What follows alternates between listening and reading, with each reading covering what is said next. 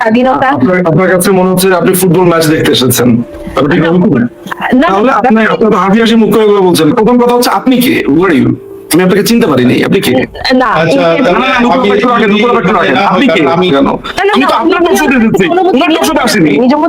উনি আমার কাছ থেকে অনুমতি নিয়ে উনি ওই মন্তব্য। না, উনি আপনার কাছ থেকে, আমি আপনার কাছ থেকে অনুমতি নিয়ে এখন যদি বলি এই জলস্থির মতো লোকটা কে, আপনার ভালো লাগবে শুনতে? কমপ্লিটলি শোনেন, যেটা হয়েছে সেটাকে ওইভাবে আপনি টার্ম আপনাকে দিতে হবে। এটা তো জেনোসাইড হয়েছে। এখানে মানুষকে খুন করে ফেলা হচ্ছে। আপনি এমন ভাবে প্রশ্ন করছেন মনে হচ্ছে একটা ফুটবল ম্যাচ হয়েছে, কে কয়টা গোল দিয়েছে, ব্যাপারটা এরকম। ব্যাপারটা তো একদম এমন নয়। এখানে একটা কমপ্লিটলি জেনোসাইড হয়েছে নূপুর আপা। সরি, আমি আসলে ইমোশনালি এত বেশি চার্জ আপ, আপনাকে এটা বলে বোঝাতে পারবো না যে আমরা তো এই জিনিসগুলো কভার করছি। আমাদের কাছে খবর আসছে যে এখনো পর্যন্ত প্রায় 30 জনের মতো হত্যা করা হয়েছে এবং আরো অনেকগুলো লাশের খবর মানে নিউজ আমরা জানিও না। কেমন এইখানে পুরো ব্যাপারটা যেটা হয়েছে আমি একটু আগে বলেছি, সেটা হচ্ছে যে যশোরের যে জিওসি আছে, যে আপনার এমজি ইমদাদুল ইসলাম, আপনার মেজর জেনারেল, এবং সেখানে যে ব্রিগেড কমান্ডার রয়েছে আপনার এই এমদাদুল ইসলাম, আপনার জেনারেল বেলাল যিনি সাবেক সেনা প্রধান, তার পিএস ছিল এবং দুর্নীতির কারণে তার তখন তদন্ত হয়েছে। কিভাবে সে বেঁচে গেছে I don't have any idea at all. এবং পরবর্তী সময় কিন্তু জেনারেল শফিউদ্দিন এবং জেনারেল আমাদের যে আজিজ আহমেদ আছে সেনা প্রধান, তারা কিন্তু এর পদোন্নতিও দেয়নি এবং একে কোন রকমের এক জায়গাতে আসলে অনেকটা বলা যায় যে পড়েছিল। এই 5ই আগস্টের পরে তার তুমুল দেখা যাচ্ছে যে এমন পারফরমেন্স, এবং সেই পারফরমেন্স দেখাতে গিয়ে সে যেটা করেছে সেটা হচ্ছে যে এখন সে গণহত্যায় মেতেছে। এবং তার সাথে একটা ব্রিগেড কমান্ডার, আপনার যে এর নাম হচ্ছে আপনার এই কিছুক্ষণ আগে আমি দিয়েছি মিজানুর রহমান, ব্রিগেডিয়ার জেনারেল মিজানুর রহমান, এবং আরেকটা ছেলে আছে লেফটেন্যান্ট কর্নেল, ওর নাম হচ্ছে আপনার আপনার নামটা আমি ভুলে গেছি, মাবরুর রশিদ। এরা প্রত্যেকে মিলে আজকে যা করেছে, আপনি দেখেন যে আপনি ইন্টারন্যাশনাল প্রোটোকলটার দিকে যদি আপনি তাকান তাহলে দেখবেন যে একজন আহত মানুষ, তাকে অলরেডি আহত অবস্থাতে তারা গুলি করেছে, তার আহত অবস্থাতে উরুতে গুলি করার পরে তাকে এনেছে। নিয়মটা কি? আপনার যখন একটা যুদ্ধ হয়, ওই যুদ্ধের মধ্যেও আমরা দেখি যে প্রতিপক্ষের কাউকে যদি ধরা পড়ে, জেনেভা কনভেনশন অনুযায়ী তাকে ওষুধ দিতে হবে, তাকে ট্রিটমেন্ট করতে হবে। এগুলো হচ্ছে একদম নর্মাল প্রোটোকল। আমরা যদি নর্মাল জেনোসাইড আপনার জেনেভা কনভেনশন আমরা দেখি, বাংলাদেশ আইসিসিপিআর এর একটা সিগনেটরি রাষ্ট্র, রোম স্ট্যাটিউটের একটা সিগনেটরি রাষ্ট্র। এরকম একটা অবস্থাতে, এরকম একটা জায়গাতে এসে দেশের একজন সিভিলিয়ান, নিরস্ত্র সিভিলিয়ান, তাকে অলরেডি গুলিবিদ্ধ অবস্থাতে পাওয়ার পরে তার গলাতে পাড়া দিয়ে ধরেছে, এই বুট পাড়া দিয়ে ধরেছে। আমরা দেখেছি একটা ছেলেকে যাকে মাত্র ধরলো, তাকে একটা পুলিশ অফিসার বলেছে তুই কি ছাত্রলীগের, তাকে জোর করে ছাত্রলীগ বানাবে। সে বারবার বলছে যে আমি ছাত্রলীগের না ভাই, ছাত্রলীগের বাচ্চা একটা ছেলে। তাকে পিটাচ্ছে একটা ছেলে, ক্রমাগত ভাবে চড় মারছে, থাপ্পড় মারছে। কিছুক্ষণ পরে দেখলাম যে তার মামা চিৎকার করে কাঁদছে, বলছে আমার ভাগনাকে মেরে ফেলেছে। কিছুক্ষণ আগে ছেলেটাকে আমরা দাঁড়িয়ে থাকতে দেখেছি।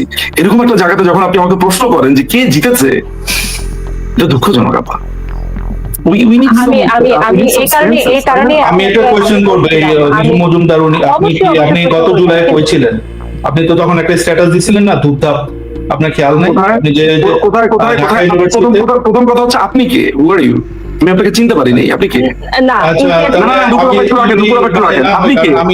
সরি, আমি জানতাম না যে উনি আসবে। না, আপনি কি বুঝতে পারলাম না তো। আপনি এখানে মাস্তানের মতো এসেছেন, নরমাল এটিকেট নাই। আপনি জানেন না একটা টক শোতে সঞ্চালকের দ্রুত প্রশ্ন করতে হয়?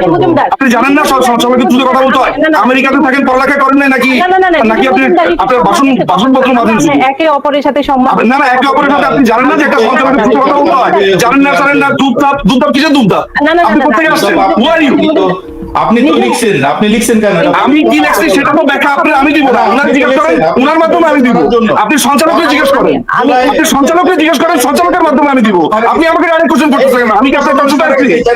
আমি তো আপনার টকশোতে আসি নাই। আমি তো আসছি নূপুর চৌধুরীর টকশোতে। আপনি নূপুর চৌধুরীর কাছে বলেন, নূপুর চৌধুরী আমাকে বলবে। আপনি কি?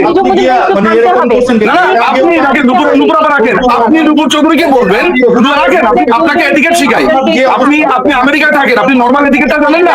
যে আপনার কোনো ধরনের প্রশ্ন করতে হলে, আপনাকে কোনো ধরনের প্রশ্ন করতে হলে সঞ্চালককে বলতে হবে। সঞ্চালক আমাকে বলবে, আমি এটার উত্তর দিব।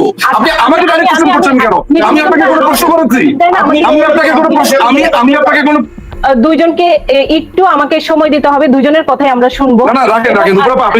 আপনি যে আমাকে বন্ধ করে দিয়েছেন, আমি আপনাকে একটা জিনিস জানতে চাই, আপনার কাছে একটা জিনিস জানতে চাই আপনার টক শোতে তো আপনি আমাকে প্রশ্ন করবেন। আমাকে তো সুযোগটি দিতে হবে, আপনাদের দুজনের কাছে আমার অনুরোধ। না না, আমার এই যে আপনি কথাটা বলছেন, আবারও সেটা হয়ে গেল যে, আবারও সেটা কি হয়ে গেল জানেন নুপুরাপা, ওই যে কে জিতেছে এটা আমাদের প্রশ্ন হয়ে গেল। আমি তো এটা শুরু করিনি, আমি তো এটা শুরু করিনি, আমি তো এটা শুরু করিনি। আমি আপনার প্রশ্ন উত্তর দিয়েছি। যদি এখানে কোনো একজন পার্টিসিপেন্ট, আমি শেষ করি, কোন পার্টিসিপেন্টের যদি কোনো ধরনের প্রশ্ন থাকে তিনি আপনাকে জিজ্ঞেস করবে। আপনি যদি কিছু বলার হয় তাহলে এই ভদ্রলোককে বলেন যে ভাই আপনি উনাকে, আমার পার্টিসিপেন্টকে আপনি প্রশ্ন করছেন কেন?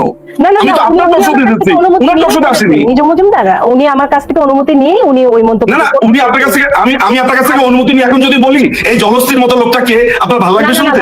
না আমি সম্মান রেখে কথা বলি। আপনি এমন ভাবে বলছেন যে আপনার অনুমতি নিয়ে কথা বললে এটা ঠিক আছে। No, it's not like that. আমি এই জঙ্গি টোকাইদের সাথে কোনো টক শোতে থাকবো না। আপনি আমাকে ভুল জায়গাতে দাওয়াত দিয়েছেন, আমি সরি, আমি এদের সাথে কোনো টক শোতে থাকবো না। না নিজম মজুমদার, আমি আপনাকে বলি যে থিঙ্কিং নিয়ে আমরা একটা অনুষ্ঠান শুরু করেছি ফেসবুকে। না আপনি দেখেন যে আপনি এইসব জঙ্গিদের সাথে আমাকে দেখেছেন কেন? কিন্তু এখন পর্যন্ত ঘুম থেকে উঠে গতকালকে রাত্রে যা দেখে গিয়েছি, গোপালগঞ্জে যা চলছে আনআর্মড পিপলের উপরে, সিভিলিয়ানদের উপরে, গতকালকে সেনাবাহিনী যে নির্বিচারে গুলি বর্ষণ করেছে, এই জামাতি ওয়াকারুজ্জামানের সেনাবাহিনী যে গুলি বর্ষণ করেছে, যেগুলো আমরা দেখেছি, এখনো পর্যন্ত কয়েক ধরনের অসমর্থিত খবর আমার কাছে এসেছে, কোনটাই নিশ্চিত করে বলেনি, অর্থাৎ মৃতের সংখ্যা। কেউ আমাকে জানিয়েছে 14 জনকে হত্যা করা হয়েছে, সেনাবাহিনী 14 জনকে হত্যা করেছে, কেউ বলেছে 9 জনকে, কেউ বলেছে 10 জনকে, কেউ বলেছে 11 জনকে, অর্থাৎ বিভিন্ন ধরনের খবর এসেছে। এখনো পর্যন্ত নিশ্চিত নই যে সেনাবাহিনী আনআর্মড সিভিলিয়ানকে আসলে কতজনকে তারা নির্বিচারে হত্যা করেছে, গণহত্যা চালিয়েছে। আপনারা জানেন যে গত কয়েকদিন ধরেই এই যে এনসিপি, ন্যাশনাল সিটিজেন পার্টি বলে যে টোকাইদের যে পার্টিটা আছে, যারা নিজেদেরকে বলছে একটা কিংস পার্টি, তারা গোপালগঞ্জে পদযাত্রা করবে। খুব ভালো কথা, তারা রাজনৈতিক কর্মকাণ্ড করবে, রাজনৈতিক পদযাত্রা করবে। কিন্তু ক্রমাগত ভাবে গত 3-4 দিন ধরে তারা যেভাবে উস্কানি দিয়েছে যে দেখে ছাড়বো, গোপালগঞ্জকে স্বাধীন করব, গোপালগঞ্জকে এই করব, গোপালগঞ্জকে দেখে ছাড়বো, এটা কারো মাটি হবে না, এটা একক কারো মানুষের পরিচয় পরিচিত হবে না, নানান ধরনের উস্কানিমূলক কথাবার্তা। অর্থাৎ রাজনৈতিক পদযাত্রার চেয়ে সবচাইতে জরুরি ছিল কিভাবে এইখানে উস্কানি দেওয়া যায়, কিভাবে অন্যকে পোক করে বা খোঁচা দিয়ে জিনিসটাকে উত্তপ্ত করা যায়। এরকম একটা সিচুয়েশনে অলরেডি খবর উঠে গিয়েছিল যে তারা জাতির জনক বঙ্গবন্ধু শেখ মুজিবুর রহমান উনার যে সমাধিস্থল আছে সেটা ভাঙচুর করবে এবং সেখানে নানান ধরনের মেইহেম ঘটাবে, এই ধরনের একটা খবর ছিল। এবং তারা প্রকাশ্যে এগুলো বলে বেড়াচ্ছে, তারা স্ট্যাটাস দিচ্ছে, এবং স্ট্যাটাস গুলো এত যুদ্ধান্তেই ছিল। কোনো একটা রাজনৈতিক দল যদি পদযাত্রা করতে চায়, লেটস সে বিএনপি বা অন্যান্য যারা আছে, কই তাদের ক্ষেত্রে তো এমন হয় না। কিন্তু এনসিপি যখন বলছে যে আমরা পদযাত্রা করতে যাব, খেয়াল করে দেখবেন এই পদযাত্রা করতে যাবে এইটার সাথে সাথে তারা নানান ধরনের উস্কানিমূলক কথাবার্তা বলছে, দেখে ছাড়বো, এই করব, দখল করব, আমরা এখানে আসছি, আমরা কাউকে রাখতে দিব না, মুজিববাদের পতন হবে। পদযাত্রার সাথে এগুলোর কি সম্পর্ক? স্বাভাবিকভাবে সেখানকার জনতা ফুঁসে ওঠে এবং প্রতিরোধ গড়ে। গত 11 মাসে তারা যা দেখে এসেছে, 32 নাম্বার ভাঙার পর স্বাভাবিকভাবে মানুষের মধ্যে এক ধরনের ভয়, আতঙ্ক কাজ করছে যে এরা আবার ভাঙচুর করবে কিনা, কারণ এরা বঙ্গবন্ধুর নাম শুনলে বঙ্গবন্ধুর পুরো নিশানা মুছে দিতে চায়। এরকম একটা অবস্থাতে যখন সাধারণ জনতা এদেরকে প্রতিহত করলো, প্রতিরোধ করলো, তখনই এই জামাতি সেনাবাহিনী, আমি আগেই বলেছি যে এই হিজবুত্তাহরি সেনাবাহিনী, যারা এই ওয়াকারের আন্ডারে রীতিমতো হিজবুত্তাহরির একটা পেটুয়া সংগঠন হিসেবে আবির্ভূত হয়েছে, তারা আজকে নির্বিচারে মানুষকে হত্যা করলো।